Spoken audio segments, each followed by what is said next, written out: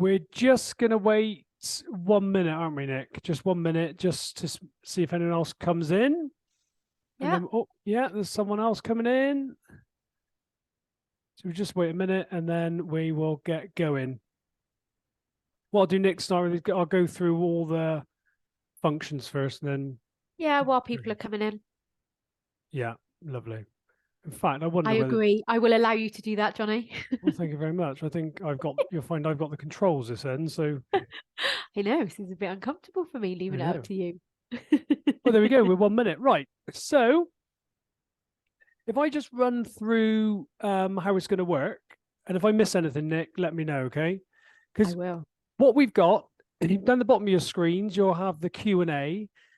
That is going to be, so if you have any questions you want to answered, if you pop them in there, but I think you're going to do the same as well, you, Nicky. I'm going to read mine out live. So that we won't, so basically the only people that will see your question is us, and we just read them out. So they're technically anonymous there, really. And then the only other function really, well, two, is you got the chat, but the chat is enabled, but it's just for, you can't speak to each other. You can just speak to Nicky and I. And if we type anything, then you guys will see it. I think, though, Nicky, you might have to change that to everyone when you want to post that to everyone, okay? Yeah. Yeah. Okay, so when you post, right? So if I'm not gonna reply in the chat. I'll voice any questions or anything in the chat, because I would quite like people to interact, but I'll cover that when we get to it. Okay. And then we've got the raised hand. So the other thing is, if you have the desire and you want to come on live and talk, you can raise your hand and we can bring you on live. But what we're going to do is, I'm going to do my bit first, and mine's going to be on PowerPoint, and then I'll go straight over to Nicky. But if there are any questions, just pop them in the Q&A and we can sort of answer them as we go.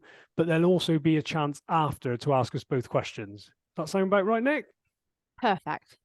Lovely. So, right, what I'm going to do then, I will fire straight into mine. I'm just going to share my screen. There we go. And can you see that, everyone? Yeah. Now, I'm not going to be able to, whilst the PowerPoint's on, I'm not actually going to be able to see, I'll be able to see the Q&A, but not the chat. So if you can pick anything up, Nick, on the chat, that'd be good. And I'll just keep an eye on the Q&A. Okay.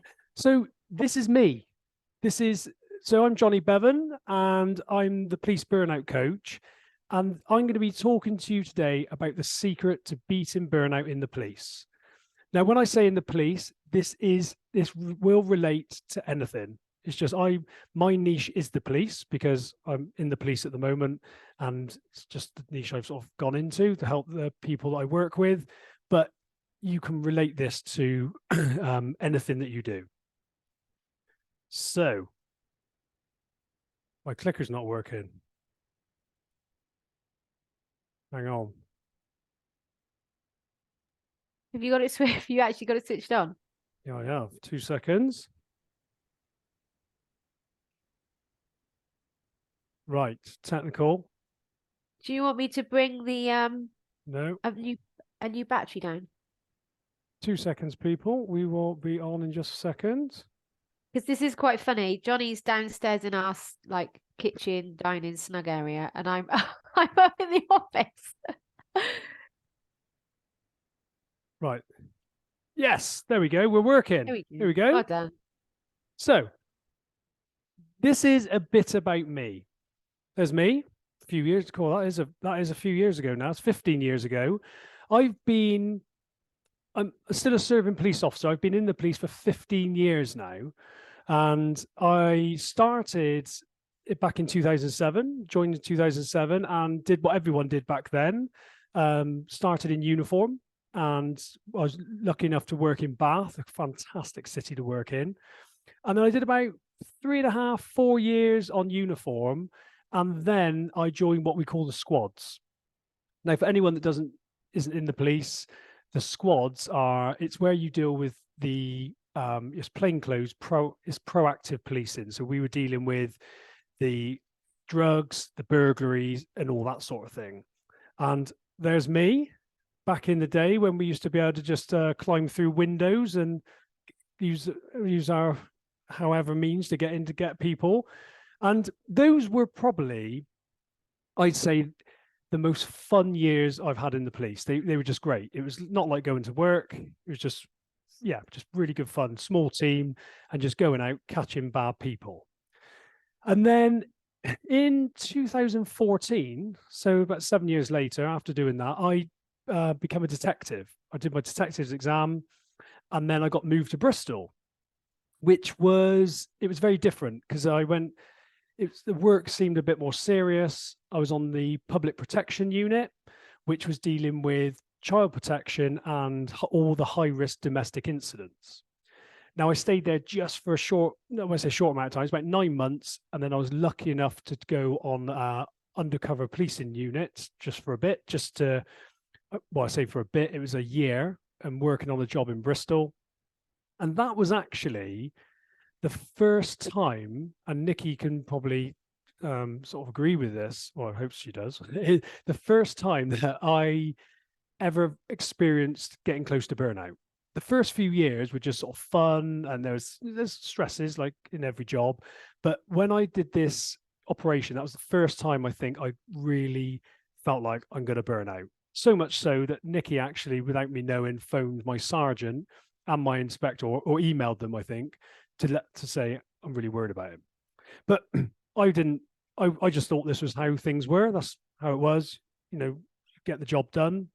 So I got through that, went back to child protection, and then it was then where I found it really difficult. It took me, I was in there for another couple of years, and I just couldn't wait to get out, really.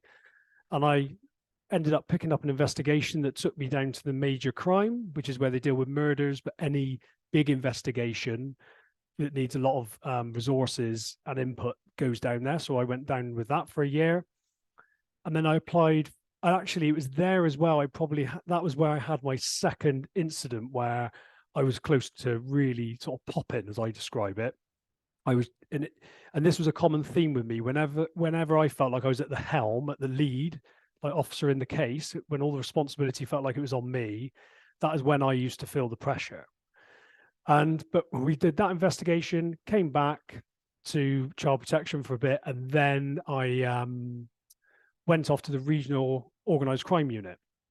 And it's around about then that I come across coaching. It was through Nikki that I come across coaching.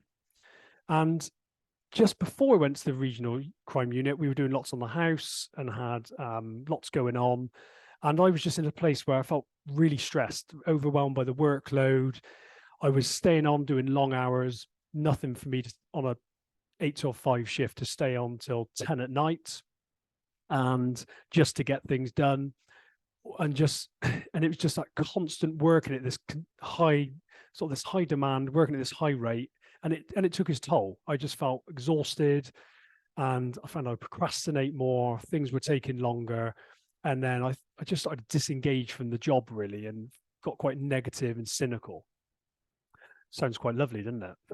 So that was, and so I thought I needed a break, and I went to the regional organised crime unit, dealing proactive work, very interesting work, but it wasn't for me, really. And I got into the coaching, and at that time I volunteered to be coached by someone on Nikki's course. And for me, it just changed everything.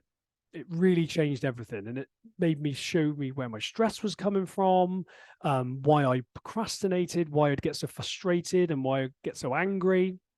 And not just in work, it was also in sort of family life, where I wasn't so tolerant and things like that. And then I then made a decision. I thought, I want to go back. I want to go back to where I've come from. And everyone thought I was absolutely crazy. Everyone thought this is absolutely mad. I found this job I was in was classed as the best job a detective could have. And I was going back to somewhere where detectives couldn't leave. Almost like being a detective seemed like a weight around your neck. If you become a detective and you're in investigations or child protection, you're staying there. But I wanted to do it for twofold, really. I decided to certify in life coaching because I wanted to help police the same as it had helped me. So I did that, and I knew to be able to do both, I was really going to have to leave this proactive role.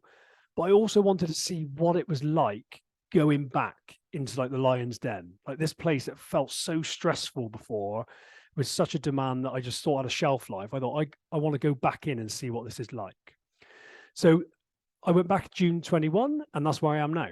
I'm currently sort of reduced hours, just slightly doing 32 hours a week, and I'm on the child protection team. So before we go any further, I just want to talk about what burnout is.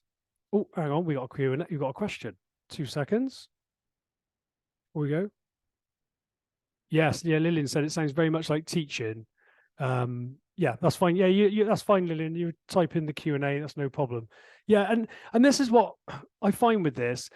The police, we think it's very much, we're very unique. But what I hear from teachers, what I hear from lawyers, barristers, social workers, and all the people that are in these public services, all I think we've gone in there because we care and we want to do good, but actually it comes at its toll, isn't it? So it is very relatable. And what I find is, all occupations, I coach people from a lot of different backgrounds, and it is the same complaints. But burnout, oh, it's gone again. Hang on. I think it's when I pause too long, maybe.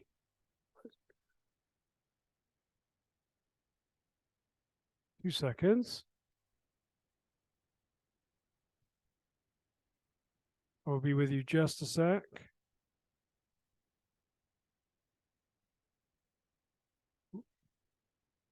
My assistant's coming down. Could be battery problems.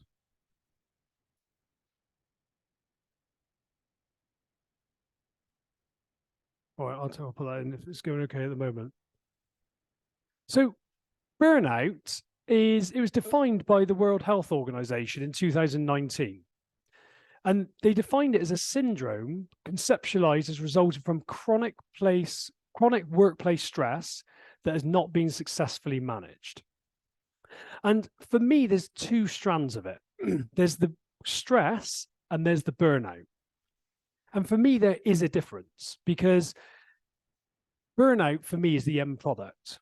We're feeling this stress day to day, and we all see those people that are, they're always, this was like me, always busy, always working on, looking rushed, panicked, you can tell these people that are just working in this state of stress. And obviously, whilst we're in this state of stress, we've got all these hormones going into our bodies. We've got adrenaline, cortisol going in, and it's not healthy to be in this state for a long period of time. It affects our digestion, affects all our immune system. So you start getting colds and things like that.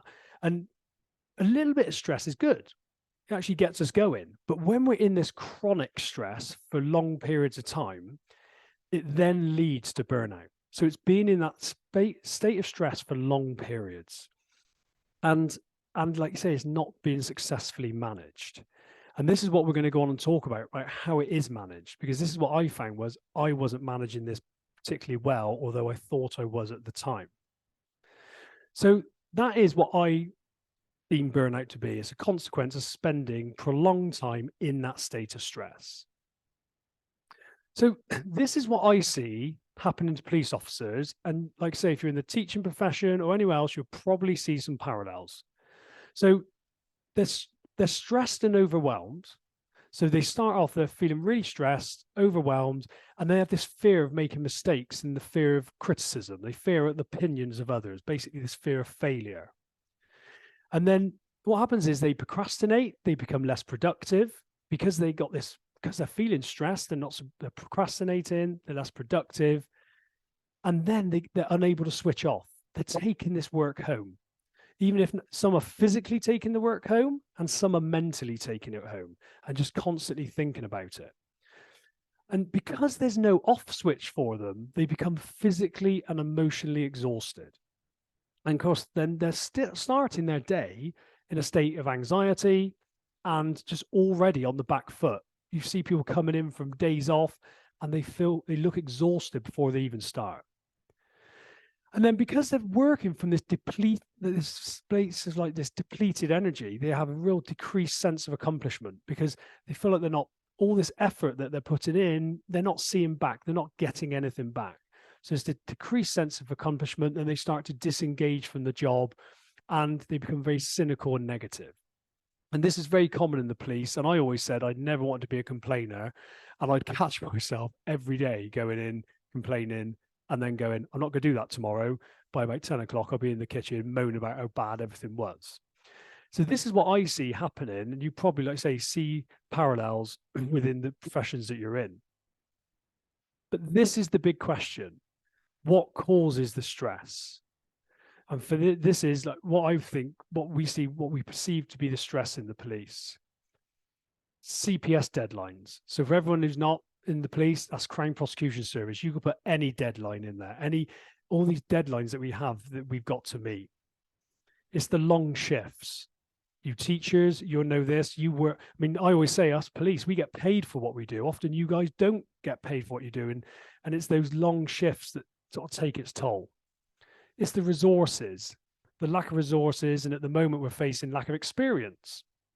So with the resources you have got aren't necessarily as productive as we'd like them to be. So that adds an extra stress. The demands from external agencies.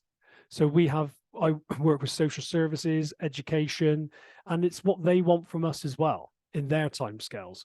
Family court, when they want stuff and they go, if you don't get this done, you'll come into court, we're going to summons you. It's the IT issues. I think everyone has theirs. As you see, I had now as well. IT issues. For ages, I was really stressed with this, and I think I did not join to be good at IT. And you spent ages going. I joined to lock people up and help the nice people lock the bad ones up, and I find myself dealing with IT issues. It was the constant demand. It was, for me, it felt relentless. It was like whatever you did, however, how much you did, there was always more around the corner. The time, we were always up against time limits and always will be, because we have custody time limits with people. When people come into custody, we never seem to be just relaxed working. It was always rush all the time. Not being able to say no. Massive one. But no matter how stressed you were, no matter how much you had on, someone would come up and say, can you take this on? Oh yeah, no problem at all. Not being able to say no, that workload building. Like I say, the custody clock, we're up against, when people come into custody, we've only got 24 hours to deal with them, and often we have 6 or 8 hours, and we will be breaching the law if it goes over. So we've often got that. The sheer volume of the work, the caseloads that we carry, and those caseloads have vulnerable victims on the end of them, and the complexities of those cases. This is, if I spoke to most police officers, this would be what they deem their stress to be from. And for a long time, that's what I thought as well. And then we got how we manage the stress. So we've got a bit of wine. It's normally, isn't it? After a stressful day, go home, have a glass of wine or beer, maybe. And if that doesn't work, a bit more wine. And if that doesn't if that's not quite hitting the mark, we have a bit more beer. And then we might do some overeating, which obviously Nikki will come on to in a minute. And a bit of trashy TV, just something to zone out, something just completely mindless. Some of us exercise, go for runs, or go to the gym. But what you'll see with all of these, with the exception of the last two, all of those have a negative outcome.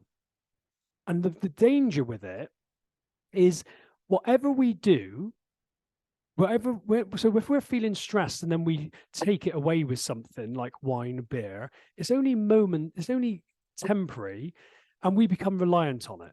Because whatever we do, if it leads to pleasure and avoids pain, our brain is survival based. It goes, we want more of that, and then it becomes a habit.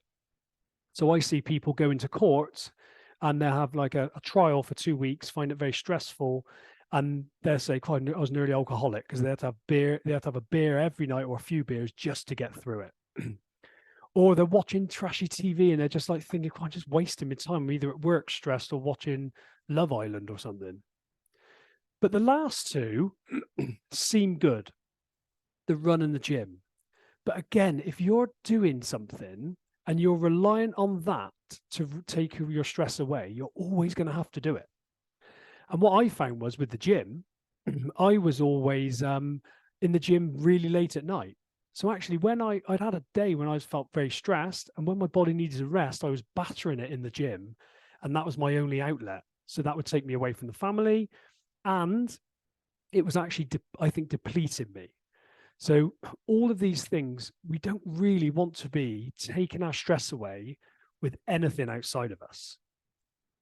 Okay, so we don't want to solve it with anything outside of us. But this is the question: why isn't everyone stressed and burnt out? And you can look around your occupation. I could look around the police and I could look around the office and I could see a lot of people that are stressed. So I could have lots of evidence that it's that job.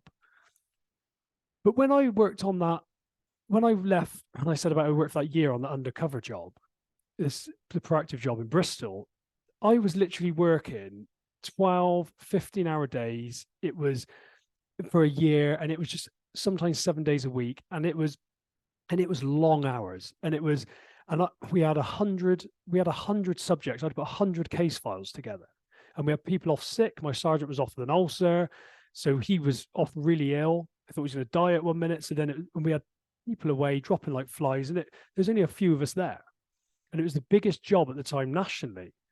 I was really stressed. I look back, the physical effects of it. I had a bad back, bad shoulders, which I know now, I'm convinced is because of the stress. I don't have that anymore. And I was like coming home, and I remember walking into Nikki, just like burnt, just had nothing left in me, just thinking, I can't do this. I'm doing everything I can, and I'm still not going to cross the finish line. But for me, failure wasn't an option. So I would just push myself into the ground, and I prefer to sort of fall on my sword than ask for the help and say I couldn't cope with it. But the person next to me, lovely guy, was just like, he'd finish at 6 o'clock every evening. And I'd say to him, I don't think we're going to get this done. And he'd go, no, I think you're right. I don't think we are. And he'd just go home. So we were doing the same job. We were doing the same job, but we were having completely different effects from it. So if it was the job, surely it would affect us both the same, but it didn't. And I didn't realize this at the time, but now looking back, I realized actually this was me that was the problem, which is the good news, because that's the one thing I had control over. And this is what I realized: it's an internal game. This stress is created within us. We'll talk about it more in a minute, but we come across situations, we have thoughts about it, and we have this stress response. It's perfectly natural and healthy, but we don't know how to manage it. We think we need to take it away, and then we think the job needs to change, and we're not changing the one thing we're in control of, which is us. And this is where it comes from. It comes from our thoughts. It is caused by our thoughts. And when Nikki first introduced this to me, I was not at all receptive to this. I couldn't believe that the cases I was dealing with and the sort of vulnerabilities and the time these cases were taken, and having to phone these victims and saying, actually, your case hasn't been progressed, and seeing what they'd have to go through. I couldn't believe that it wasn't that causing me the stress. But again, there was people I was working with that weren't stressed that same way. So I learned that actually this is me, this is an internal game, and this is where I got to start. And that's what I did. So to explain a bit about that, and Nikki would talk more about this as well, but all those things I had on earlier about the stress, majority of those are our circumstances. Because our circumstances are the things in our life that we can't control. It's the data, it's just the facts, it's what everyone would agree on. So whether you're in the police or not, if I told you these things, we would all agree on it. So it's the prisoner you have in custody and you've got 6 hours left on his clock. That is a fact. The 15 crimes you have in your caseload, the person that's phoned up and shouted at you, it's the words they've said. It's the sergeant, the words they've said to you, what your colleague has said. All of that is our circumstances. And those things are out of our control. I hate to break it to you. I spent the first 12, 13 years of my policing career trying to change it, thinking it should be different, and ranting and that, and it didn't change. I'm not saying we don't try and make changes in these organizations. Of course we do. But in that moment, there's things that just aren't ours to control. And those things, and when we come across these situations, these circumstances, we have thoughts. We have 60 to 70,000 thoughts a day. 80% are negative because our brain is survival based. And 95% of them are unconscious. So we're having all these thoughts, and they give meaning to our circumstances. So when someone says, here's a handover prisoner for you, or here's your caseload, when you start thinking, I haven't got time, I'm not going to get this done, this is a nightmare, that's the thoughts you're having about that situation. And that is so important because each thought creates a feeling. It creates a chemical reaction, and it creates a feeling in our body. And these feelings, we, especially us men, we think we don't feel them. We're too big and rugged for that. We don't feel our emotions, so we push them all away, and we generally go to anger and stuff like that. But these feelings are there to be felt. Just because our thoughts create them, just because we're creating them, doesn't mean we're to blame for them. And that's the first thing I really realized was this. As soon as you tell someone they're feeling negative, and it's because they're thinking a thought and not their circumstance, they suddenly go, so it's my fault. No, it's not your fault. It's just you've got a human brain that is there for survival. It's designed to seek pleasure, avoid pain, and to be efficient. And it only cares about survival, not being happy. So it's going to predict and go out there and look for all the danger. And when you have those thoughts, you're going to have these feelings. And those feelings then drive our action. And our action is the things we do, the things we don't do. So we might moan, we might complain, we might procrastinate. We might, as I used to, do a table bang, bit of like thumping the feet, and shout. I got so irate once where I felt so stressed that I was shouting, bawling, and I burst a blood vessel in my eye and lost my voice. Those actions came from the feeling of frustration and anger, which were coming from thoughts of, well, actually I had anger thoughts, but deep down what that was, the anger for me was masking vulnerabilities, like fear. And when I felt that fear, I actually felt scared that I'm not going to get this done. And then I acted out in that way. And those actions that we take, the things we do and we don't do, and things we say, that gives us a result in our life. Now, those results are a reflection of our thoughts. So when we think we haven't got enough time and we feel anxious or overwhelmed, and then we procrastinate, we look at our emails instead of getting the job done, result is we waste more time. And our results are always reflected in our thoughts. So the first thing I do with people, and this is what I do, and this is a continued process. I can't stress this enough. This is all the time. This isn't suddenly you learn this work and suddenly everything's solved and you never feel negative again. It's like going to the gym, this work. If you went to the gym, if I tell you now how to exercise, I can tell you how to do press-ups, you're not going to build any muscle by me telling you them. If you go and just do them once or twice, you're not going to get as much benefit as if you did it every day or 3 times a week. And this is what this work is. It is about actually exercising your mind like your body. And this is the first stage, is creating awareness.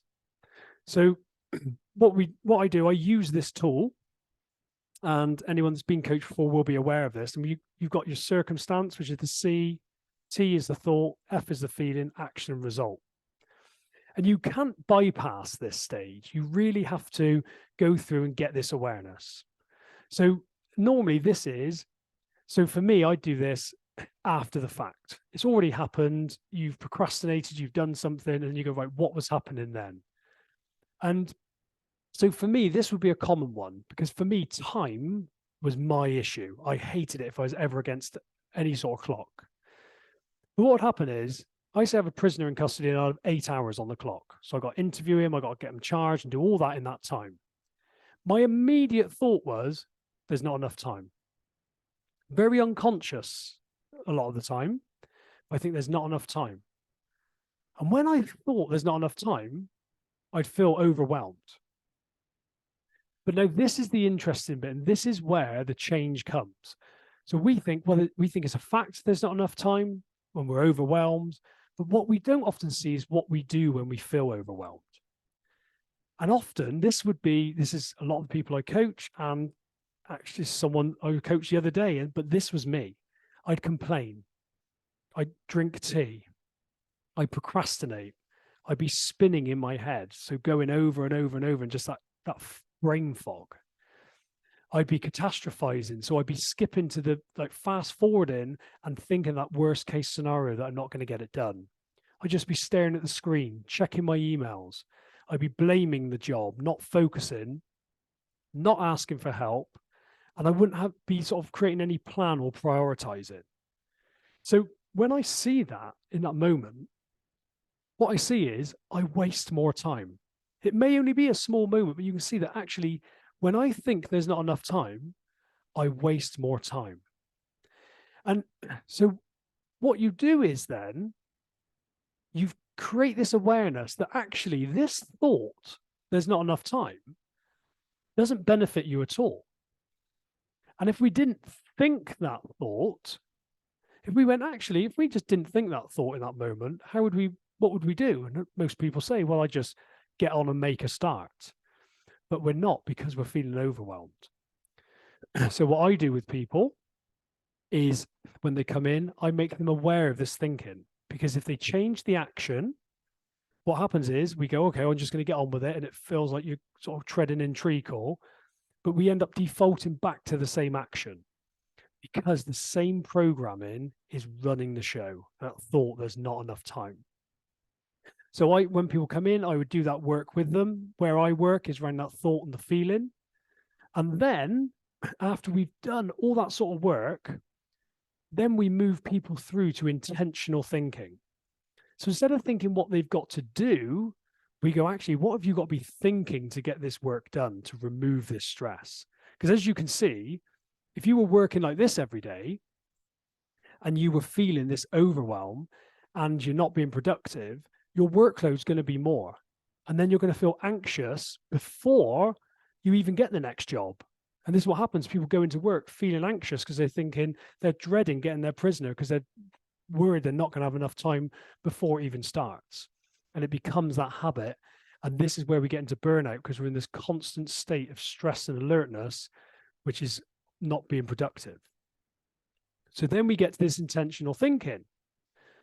So we got the same circumstance, but then, and this is what I do. I think, let's get to work. So I notice that overwhelm come up. I've allowed all that. I've recognized the same old thoughts, but I'm not taking that action. I'm just thinking, right, actually, if I think let's get to work, how do I feel? I might feel focused. It might be very different for you. And this is why it's so important to recognize the thoughts that create those feelings. But when I'm focused, what do? Well, I make a plan. I prioritize my actions. I ask for help. I see what I can do and what I can't do. When we're like this, we're more in about what we can control. I consider my options. So people that are in the police will understand that extension means we can ask for more time from inspectors and superintendents. But the key is we just make a start. And the result is we get the job done and we don't waste the time. So we have that 8 hours. Because the result on the other one is we haven't got 8 hours anymore, because we probably moaned about it for half an hour to an hour and we're not efficient when we're doing it.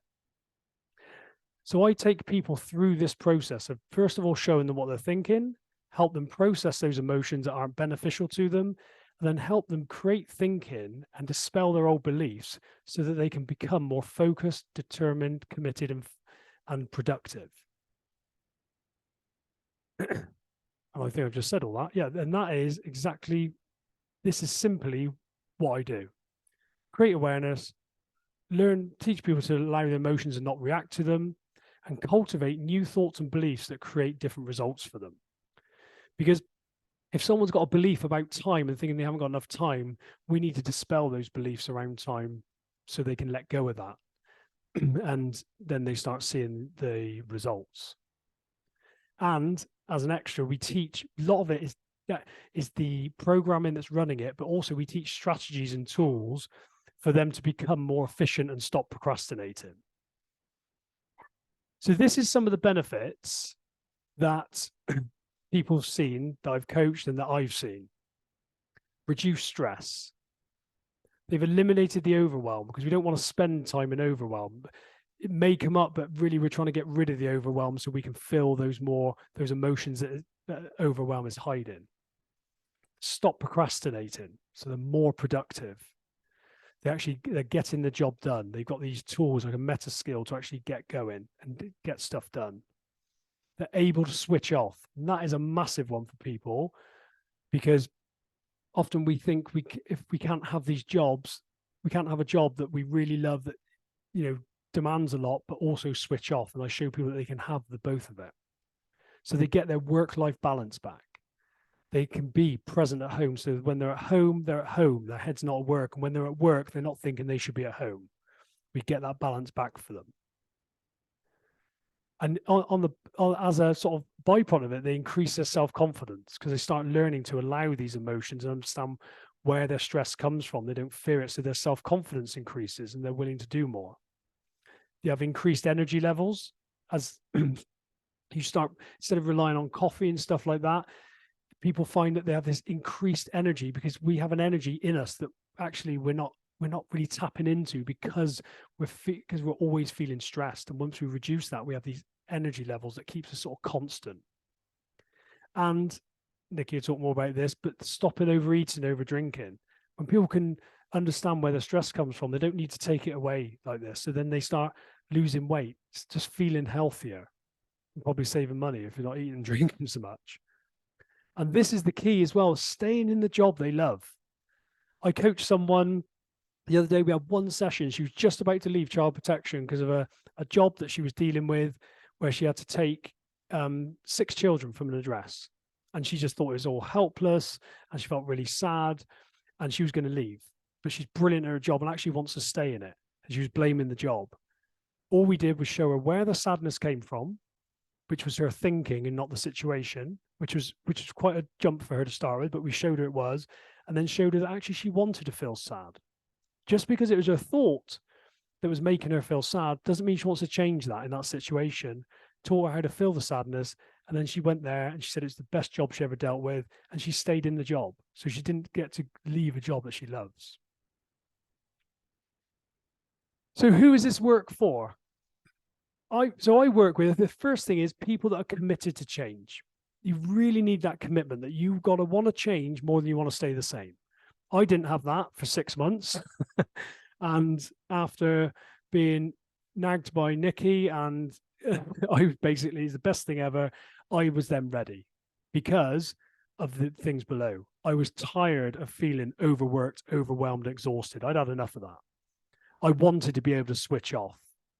And I was ready, and this is the people that are ready to put their well-being first. And that comes a lot. If you're, like the analogy of being on the plane, if you go around putting everyone's masks on, you're going to run out of oxygen. If you can get where you look after you first, you're more available at work, you're more productive, and you're more available for your family. But so these are the people, when people are ready at this stage, this is when to come. So if you've listened to this and you are interested, is something that you think you want to come and try, I do a free discovery session and it's an hour and a half. I can email you a link. That's my email address there. And I'll put this in the chat as well once Nikki's on. And there's my Facebook and Instagram. So I'll put those on there for you. But like I say, you can come, we can talk about where you are, some strategies that might help you and see where you want to be. If coaching is a good fit for you, help you start getting that love back for your job. Here we go. I put any questions. If anything does pop up in the Q&A, but I don't know if I've gone a bit over time, have I, Nick? It's okay. I can handle it. Right, so Thank you very much, everyone. And like you say, if you've got any questions, don't hesitate to ask. If you want to mute yourself, Johnny, I will take over. So thank you. For those of you that don't know me, I'm the wife. I'm Nikki. And the one that forced it down Johnny's throat. You're welcome. So I'm a sugar cravings and life coach, and I help my clients to get control of their cravings, get control of their weight, but ultimately, and I think so much more importantly, to get control of their life. So what I'm going to talk you through is very similar to what you've just heard from Johnny, but in my voice, in my words, and it just might resonate with you slightly differently, but it complements each other beautifully. So I've done this work for myself. As I went through certification, we did weight loss and over drinking. I was never a big alcohol fan. I drank too much at times, but it was never really a problem for me. But sugar was a big thing. Like, I had a sweet tooth, and it was because I've done what I'm about to teach you that I then went on to lose over 2 stone in weight. And I've been able to keep that off without exercise. So I do bits of exercise here and there, but I've never been a consistent gym goer. I've never been a consistent runner. I've had pockets of doing that, but now generally it's just cold water swimming and yoga and my go-tos. So this is more about learning how to manage your mind and your emotions around what you put in your mouth. Now, there is a physical element to it as well. We do have to support our physical body during that process, but I'm not a nutritional therapist, so I'm not going to go into that in this session, because we all know, right, that sugar isn't actually good for us. We all know that we wouldn't choose to eat a chocolate bar for the nutritional benefits of it. We all know that we wouldn't eat a whole packet of biscuits, or we wouldn't eat all the cake, multiple slices of, for the nutritional benefits of it. So I'm not going to preach to you about sugar. We know that that sugar isn't good for our physical body. So what I'm going to talk about, and what I'm going to very much concentrate on this evening, is the mind management aspect of it. Because you're a human being. You are a human being, and you have a human brain. Now, the human brain is phenomenally amazing and complex, and I'm not a neuroscientist either, so I'm not going to go into it. So what I am going to say are the 2 parts of the brain that I work with. So simplifying it right down, I work with the primal brain, which is the amygdala at the back of your head, and your prefrontal cortex, which is your higher brain at the front of your head here. Now, the primal part of our brain, the primitive part of us as humans, is really old. That primal part of us has not evolved since our caveman days. So like Johnny said earlier, it's a very negative part of us, because that part of us is always looking out for danger. It thinks everything's about to kill us, everything's going to eat us. So anything new, anything different for sure must mean death. Back in our caveman days, there are certain things that we needed in order to evolve and ensure our human survival. They were having sex, eating food, and at that point all we had was either meat or plants. And most of the time it probably would have been plants. We had to drink to in order to hydrate ourselves, so water was a true pleasure. We would have needed the comfort and the safety of a pack, because isolated on our own we would have perished and died. We needed the warmth and comfort of a dry cave, because if we were out in the elements, again, we would not have survived. So in order to get us up out of our caves, and in order to go and seek the food, go hunting, gathering, communicating with our pack, to have sex, we had a hit of dopamine. Dopamine is a chemical that floods your body with pleasure. So when we were sat warm and dry in our cave, our brain wanted that pleasure. So that motivated us to take the action of getting the food, getting the water, gathering our supplies, having sex. That pleasure ensured our survival. So motivation to do those things made us where we are today. The problem is today, we've got pornography, we've got the sofa and Netflix, we've got Amazon, we've got social media, and we've got processed foods, alcohols, and sugar. And those manufactured, those man-made products give us a massive hit of dopamine. So to our primal brain, those things literally must be a life threat, a life survival requirement. Those things to our primal brain, we need them to survive. It is very misunderstood in the world that we currently live in. Because actually we know that when we overeat all the processed foods, when we overeat the sugar, and when we drink the alcohol or fizzy drinks, it's having a very negative effect on our health. Social media is having a very negative effect on our mental health. Sitting on the sofa, sitting at our desks is having a very physical, negative effect on our physical bodies. So those false pleasures that give us that big, huge dopamine hit decrease our experience of our life. And the more that we do it, the more we need to do it. So the more that so one glass of wine isn't enough, we need two. Or one chocolate bar isn't enough, now I also need a packet of crisps. Or I can't just have one biscuit, I need to finish the whole packet. Or I can't possibly have something in my cupboard because I'm going to have to just eat all of it. So once you start on that false pleasures, it gives us a very negative effect on our life.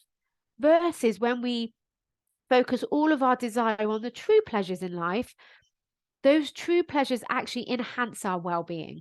They enhance our lives. So the true connections we have with other humans, our relationships only get better. When we eat wholesome foods, our energy levels increase and we feel so much better. So we just want to be aware of whether our primal brain's in charge or whether our prefrontal cortex is in charge. So the first thing that I get my clients to do is I get them to name their primal brain. So Johnny has done this as well. Both my children have. And my primal brain is called Sue, not because I dislike the name Sue. I absolutely love the name Sue. But because what happens is when you name your primal brain, it detaches you from it. So feel free to put in the chat if you've got a primal brain name already, or if you suddenly thought of one. Have a think. It doesn't have to be perfect, but have a think and pop it in the chat what you would call your primal brain. So Johnny's there, said Brian. So when we name our primal brain, that detaches us from it, and then we're able to have a conversation with it. Because luckily for us, we've got a prefrontal cortex. We've got our higher brain, and our higher brain is always giving us our best advice. It always is our expert, and it always wants to look after us. Our primal brain is only ever motivated by three things. We call it the motivational triad. It wants everything to be easy. It always wants to avoid pain. And it always wants to seek pleasure. That is all our primal brain cares about. Our prefrontal cortex, our higher brain, actually wants us to create the life we want. It wants us to look after ourselves. It has the wisdom. It knows everything about you and what you need to do. Only we don't listen to that part of us. So when you name your primal brain and you understand that it's going to be motivated by all these things, that's okay, but you get to decide. Nikki gets to decide how she's living her life. Nikki gets to decide what food she puts in her mouth. So this is the power that we have as humans. We have got the most phenomenal human gift of choice, but very few of us see that we have a choice. We think that's just the way I am. Oh, I just need something sweet. It just hopped in my basket and I had to eat it. It was in my cupboard and it can't possibly be in my cupboard, as if we don't have any control over any of those things. But we've got so much more control than what you think. So this is why it's a bit of a challenge to change, right? We've got a primal brain that always wants to seek pleasure, always wants to avoid pain. It wants everything to be easy. And the way that it does that is by, yeah, Lillian, you said your primal brain is Miranda. Brilliant. So if anybody else wants to share their primal brain, please feel free to pop it either in the chat, because I think Johnny's opened that now, or the Q&A. So Johnny, if you enable the chat, then people might be able to, yeah, cool. But either one, everybody will be able to see what you're tapping in anyway. So where was I going? So this is why it's challenging to change, because the way that our primal brain keeps everything easy is to suck any repeated patterns of thinking or behavior into the unconscious. So the fact that you didn't make me a cup of tea. So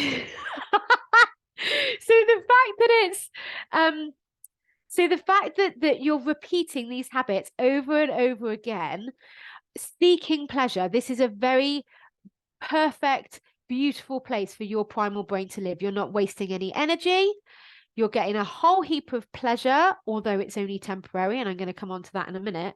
And it thinks in that moment you're avoiding any pain. So, of course, your primal brain does not want you to change. It is quite happy getting all the dopamine hits. It does not care about the long-term consequence.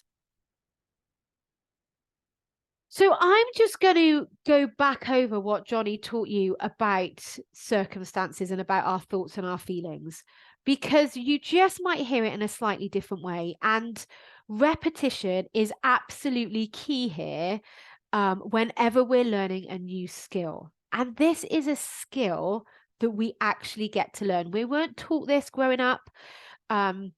It's not something we were given.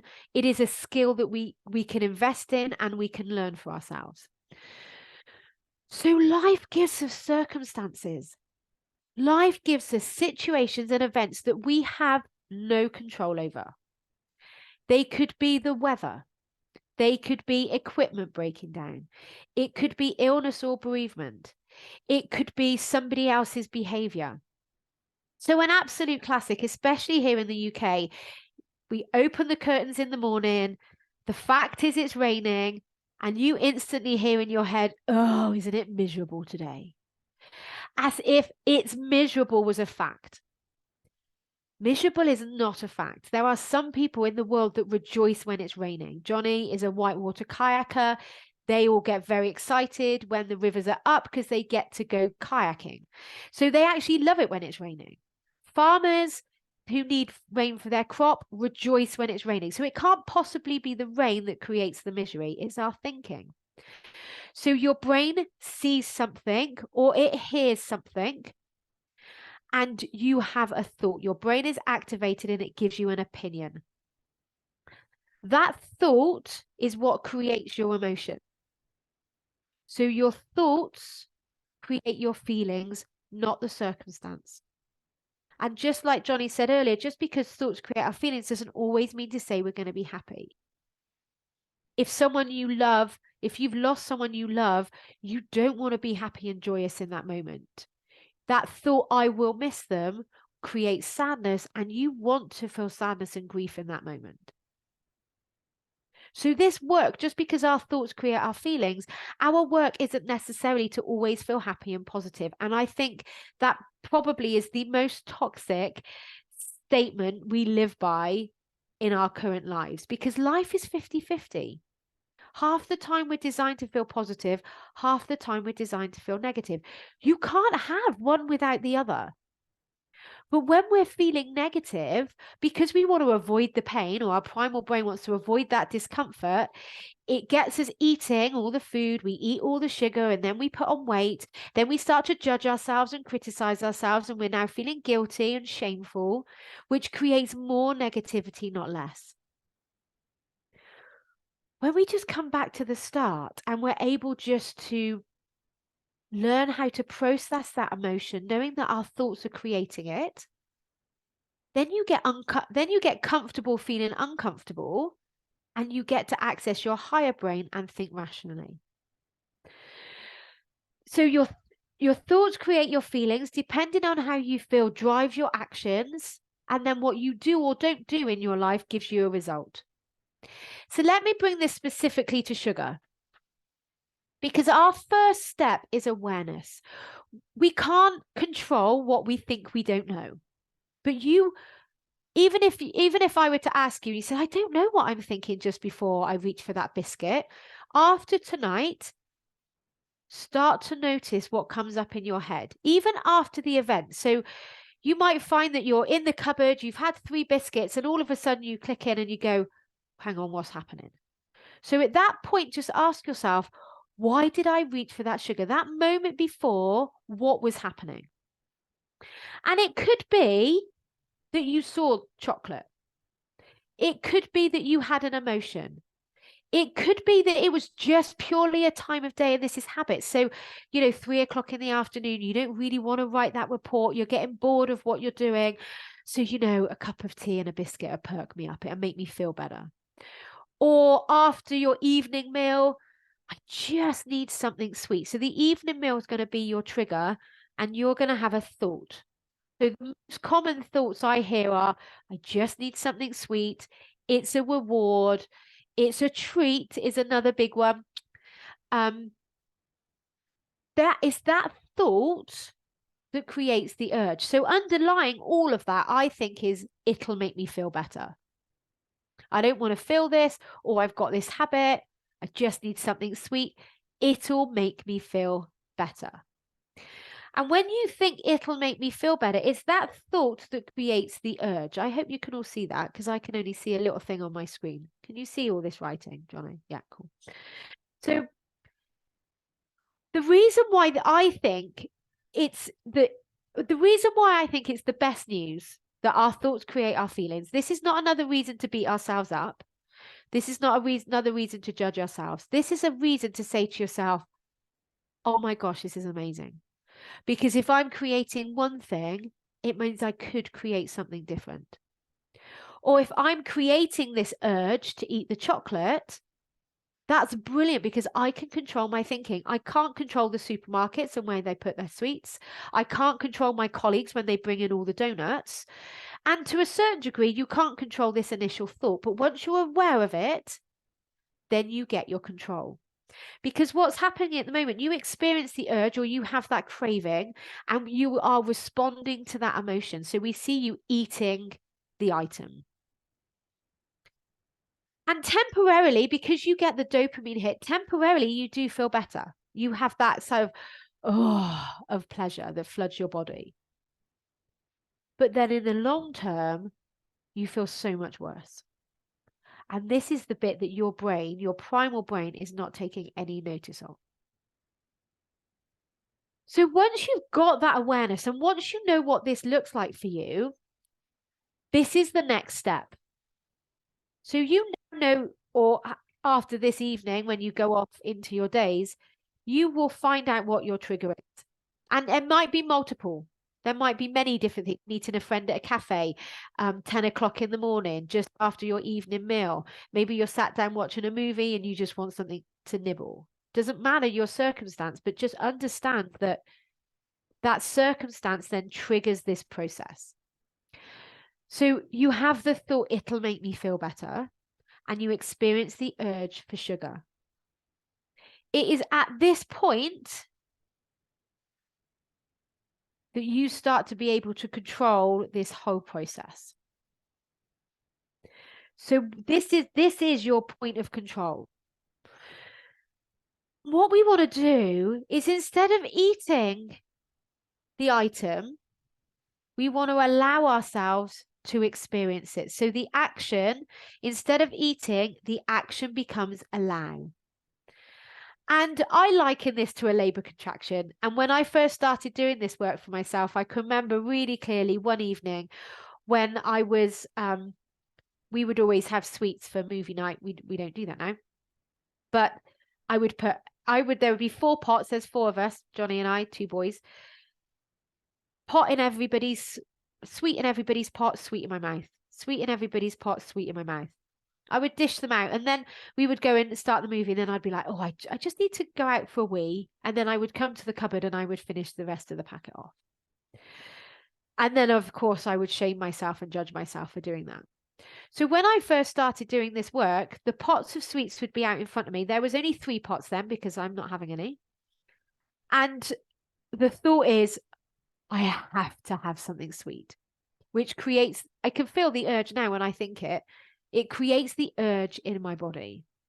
And the way that I experience my urge and my craving is I get like this hot wave of fuzziness that comes up from my diaphragm into my chest, but mostly around my arms here. And my mouth starts watering.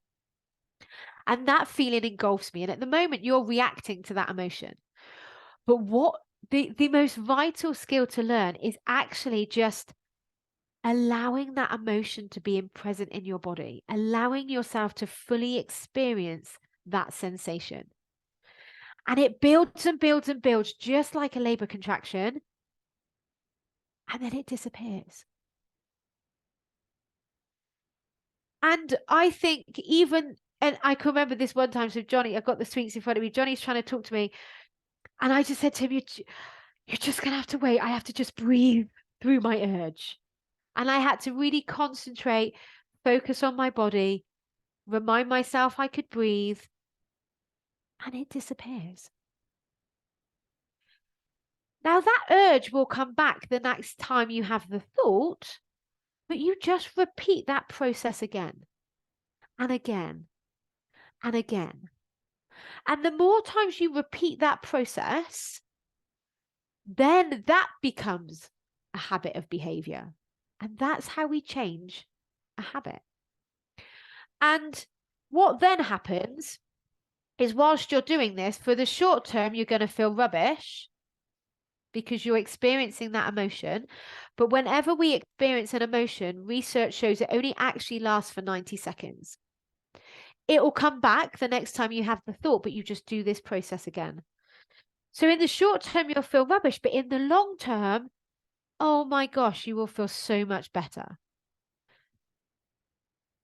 And then you start to get a dopamine hit, because then you start to get more energy. You start to lose weight. You start to be able to move around a bit more. You're not as irritable. And then you get to choose, where do I want my desire? Maybe you start that hobby that you've always wanted to do. Maybe you learn that thing that you've always wanted to learn. Maybe you actually truly connect with the person in front of you instead of making it all about coffee and the cake. Then you start to get little hits of dopamine in those places, which are life enhancing and so much more sustainable. But we have to go through this kind of not so great temporary period in order to get to the good stuff.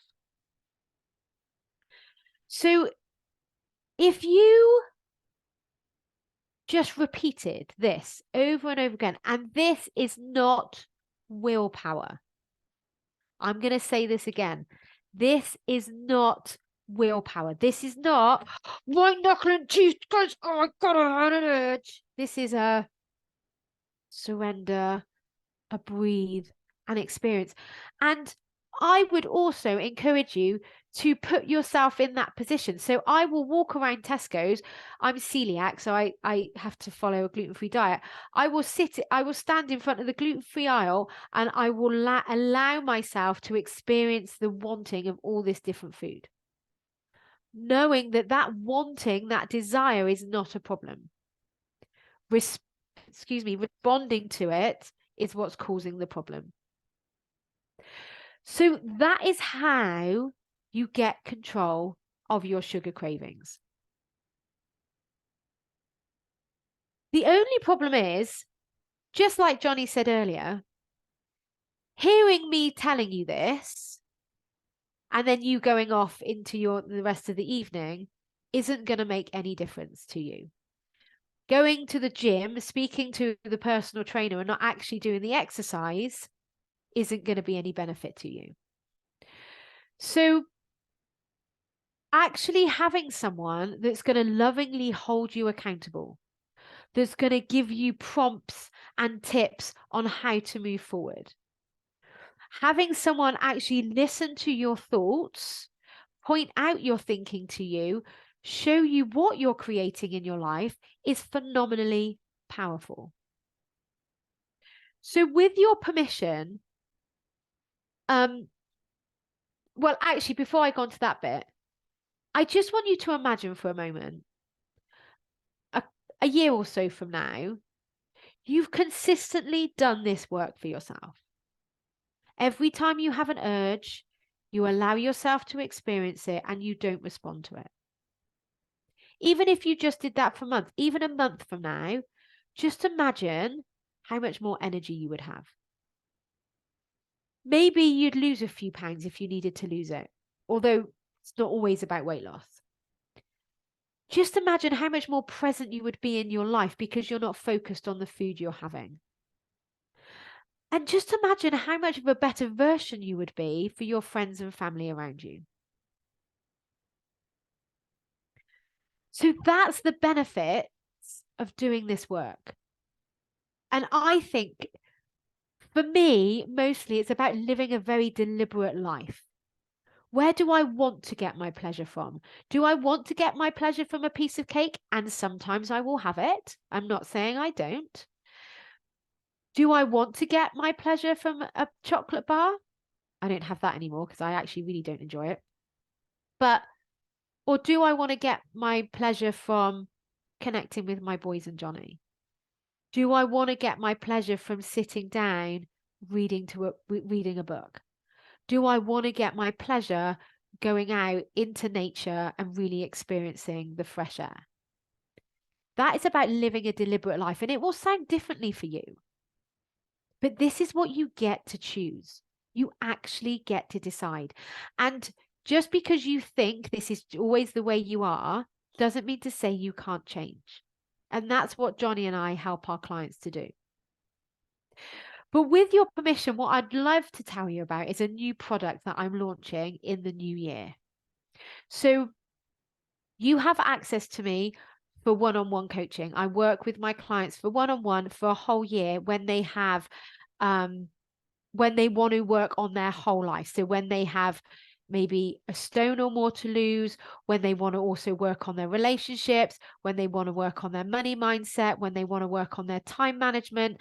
I help my clients one-on-one to do that. And if you're listening to this and you're thinking, oh my God, that sounds incredible, just starting with my sugar cravings, I could actually sweep through my whole life, then I would like to invite you to book a consultation with me.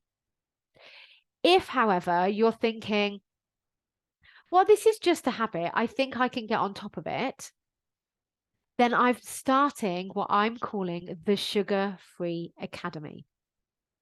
And the Sugar-Free Academy is a 21-day course.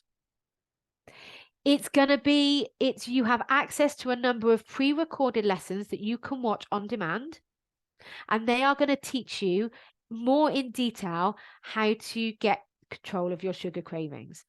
And come the end of the program, it teaches you how to plan ahead of time so that when you want to reintroduce sugar, you could do it very deliberately and very mindfully on those odd occasions that you want to have it.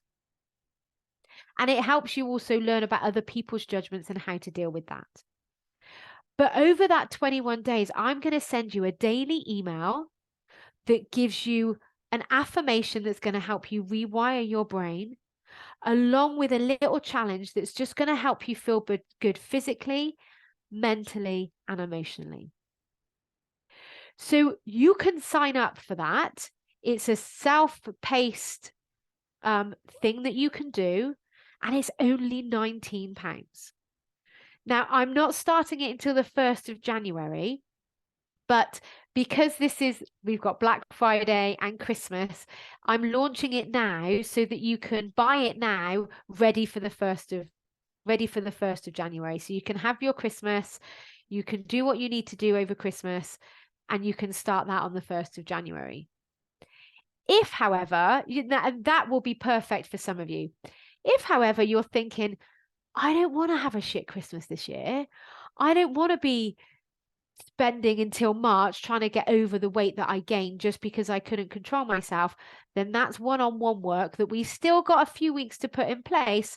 And if you want to look at that, then there's the consultation. So you've got 2 options of ways to get control of your cravings. You can work with me one-on-one, and that requires a consultation, or I'll put a link in to sign up to my sugar-free academy, which is the £19 investment, and that's self-paced. Is there any questions? I thought I saw one pop up, but was that you, Johnny, chatting? Can you hear me? Yeah. Oh, there you go. Yeah. No, that was because Lillian couldn't use the Oh, okay. That was Lillian's primal brain was Miranda. Yeah. Okay, brilliant. Can I just say something, Nick, about your program? Yeah. Because right when it first started, when it was a shorter program, I did it, didn't I? I went through because my thing was cake. And this goes to show that even when you know this work, having someone else have that objective view of your mind is priceless. Because you were coaching me on, I could give up like the sugar and the Nutella and all that, but it was the fruit cake, the Christmas cake, which was mine. And I couldn't, and even with all the work I had done and I coached people on it, I couldn't see that the cake I couldn't see that it wasn't the cake. I thought the cake was the problem. And actually, and what I find is the best thing about this, what you do is, if you do have a moment, I don't like to think of it as falling off the wagon because it makes you feel that you've done it wrong. But just say, like I had the other day, I had a moment where I just lost it. And I had one of those moments where I just ate loads of ice cream off of protocol. Before, that would have sent me down a road of doing that every weekend then. And put on weight, felt like crap, all the usual. But actually, because I know why I did it, and then you sort of teach, don't you, like that compassion around yourself. You're able just to almost go, it got one up on me, and then bring yourself back. And almost like for me, I see, like you said, it's actually that was a good thing that happened because I realized how bad I felt, and then I'm back on check and allowing the urges. And it's not like I got to give it all up again. I can have it again, but I plan it in, and that for me was a massive difference because I think especially coming up like Christmas, holidays, when you put on weight, and I used to dread the holidays, you put on weight, and then it's just nice that you can have it. You got your best, it's win-win, is it? You can have it and keep the weight off and feel good. And that's as long as it's planned and deliberate and mindful, that's it. And I think it's once you learn the process of allowing and experiencing your urges, and you realize actually that they're no big deal and they disappear, then when you do have what I affectionately call a fuck it moment, or double as you've experienced this weekend, you've then got the skill to bring yourself back. So it's not like you fall off the wagon, you're never going to get back on it again. I mean, there is no wagon, but you just get yourself back on track. So you used the plane analogy earlier, but the other analogy of a plane is the plane takes off and it's heading for a destination, and it will, because of weather, veer off track.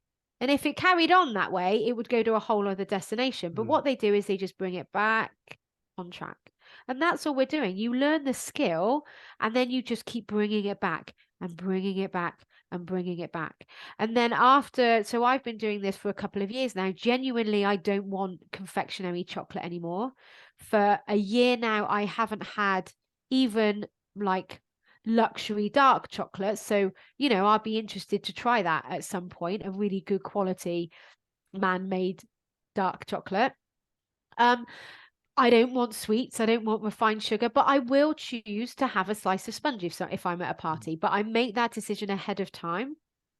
And now I've got to the point where I don't even enjoy it that much. So then I don't really want it again, even if my brain is screaming at me the next day. I'm like, no, I don't want to feel like this. And I think so many of us don't actually realize how good we feel until we cut it all out and until we experience that energy. So yeah, it is. Thank you for that, Johnny. I can't actually put, I can in the chat, I can only put the to host and panelists. So do you want to put my Yeah, I think you can change it if you just put to the drop down. I've just got a host or panelist or you. I don't have everyone. Oh, okay. So I don't know, is everybody maybe if you could just put in the Q&A, can anybody else see the chat where Johnny's put his links?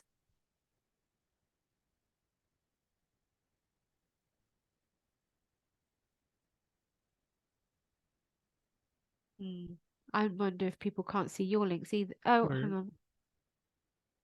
Yeah, so okay. Yeah, so if you I've sent you an email. So Johnny, in your email, do you want to copy that link into the chat so that people can look at the Sugar Free Academy if they want to? No, thanks. Yeah, no, I don't want to do that tonight, thanks. We have gone over time. I'm sorry about that. We were going to try and just keep to 20 minutes each, but that I didn't do that either. So thank you very, very much for staying on. If you're not comfortable enough to ask any questions in this environment, then please feel free to reach out to Johnny or I, because even if you don't like my style, Johnny might resonate with you. If you don't like Johnny, maybe I do. But even if you don't like either of us, don't dismiss the power of mind management. Find yourself a coach. Find yourself somebody who's going to be able to lovingly tell you your thoughts so that you're aware of how those thoughts are making you feel, so that then you can be so much more deliberate in your life when you're living it. And sometimes that will look like feeling sad. Sometimes that will look like feeling stressed. Sometimes that will look like feeling disappointment or embarrassment. But none of that has to be a problem. Was there anything else that you wanted to say, Johnny? No, I just put your links in here. Okay, thank you. Oh, and my YouTube link. Thank you. Well, we've recorded it, so we'll send the recording out anyway, won't we? Yeah, and you'll get a copy of the chat as well with those links in anyway. Oh, okay. Lillian says thank you. No, thank you very much for turning up. And one thing I was going to say was if you do know of anyone, especially I know like Lillian, you said you're in the teaching profession. We do free presentations. So I'm going around our local schools because I recognise that the teachers are very similar to the police, and I hear my boys coming home saying that the teachers lost it, and I had to walk into the school the other day and because I heard a teacher had lost it, and I just think that there's so much pressure they feel like they're under, and so I'm offering out free presentations for them. So if you know of anyone sort of in that old sort of community that you're in that would benefit from it, just let us know and we can go and sort of make contact and sort that out. Yeah. And that's for anyone listening, isn't it? It doesn't matter what organization you work for, any groups or clubs that you belong to, anyone that wants speakers or presenters. Yeah. Either one of us or both of us are happy to do it. Brilliant. Thank you all for showing up. And let's make sure there's nothing else in the chat. Yeah, I've saved the chat, so we'll send that out to you. Thank you. Bye-bye. Bye, everybody. Have a good evening.